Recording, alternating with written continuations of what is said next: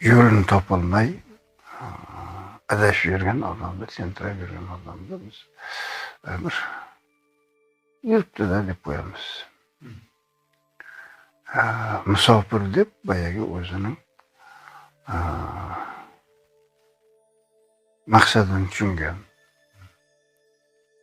qayerga ketayotganini biladi va yo'lni qanday ekanligini ham biladi. Buni biz musofir deb ataylik.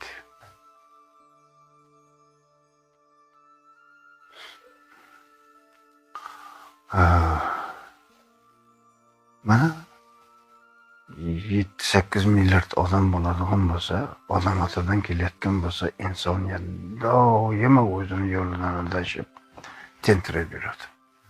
Hech yo'lini topolmaydi.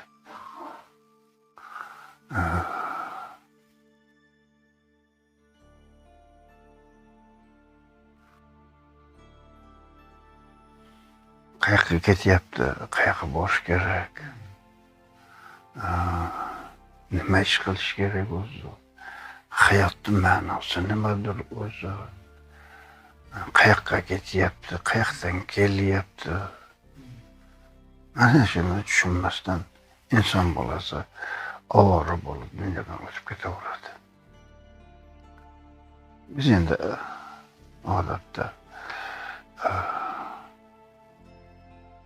maqsading nima, nima uchun hayot kechiryapsan deb savol beramiz. Shunda odamlar aytadiki, shu endi bola chaqamni boqsam, shularni oyoqqa turg'izsam, bir odam qilsam, o'zimdan otamiz bizga xizmat qildi, biz oyoqqa turg'izib odam qilib ketdi. Biz ham shunaqa bir endi bola chaqamiz turg'izib odam qilib bir uy-joy qilib bersam, shularni ish qilib, otam menga mana shunday uy-joy qilib ber, rahmat deb aytsin deb boyagi mana shunaqa so'zlar aytamiz endi.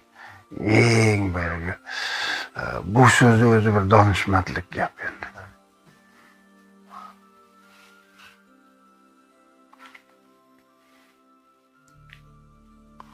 Bittamiz men siyosatchiman deb tentiraymiz, dovdiraymiz. Biz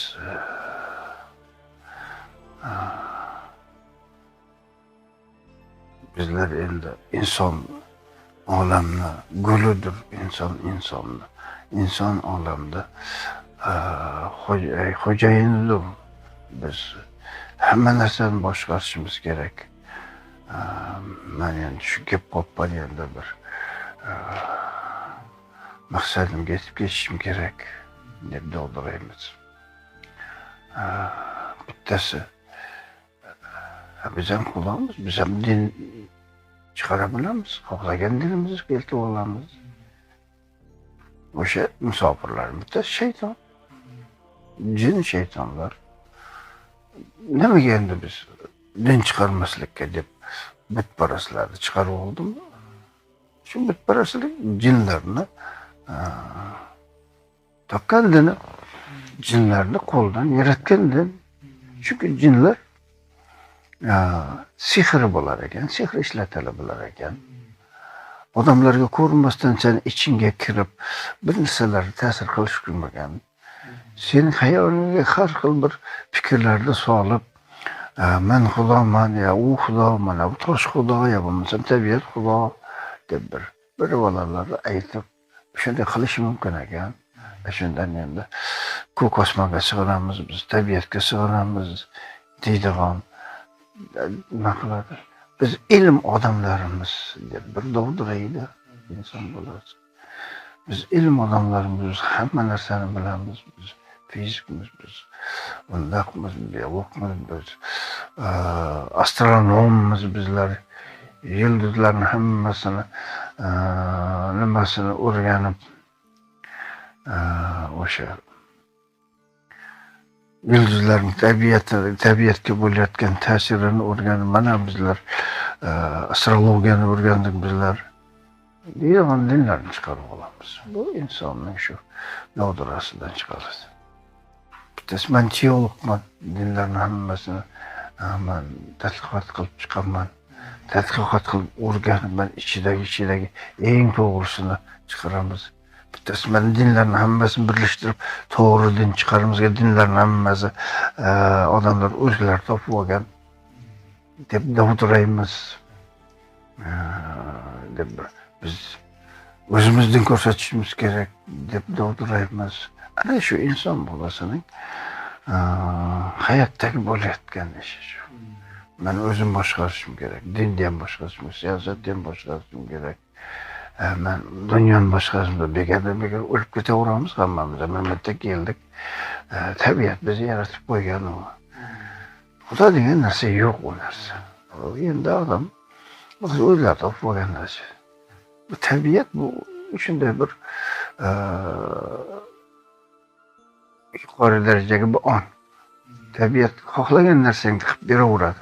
Sen tabiat oldida hech qanaqa birovni oldida javobgar emassan. Javob bermaysan. Savob, gunoh, sen azob, jahannam degan narsa, jannat degan narsa yo'q, hammasi shu yerda. Mana shunaqa o'tiramiz bizlar. Tushunamsiz? Mana shu bizning insoniyatning dovdirashimiz. Hayotning asl ma'nosi nima ekanligini tushunmaymiz. Nima uchun hayot kechirayotganligimizni tushunmaymiz. Endi sog'lik deb qo'yamiz, safarga chiquvchi deb qo'yamiz, musofir deyapmiz. Musofir qachon sen musofir bo'lasan, qachon sen sog'lik bo'lasan, qachon sen insoni komil bo'lasan. Biz qanaqa insonmiz, biz noqis insonmizmi? İnson komilda biz nimani aytishimiz kerak, nimani tushunishimiz kerak degan ma'nolarda so'raladi. Men bir yaxshi savollardan bittasi ekan.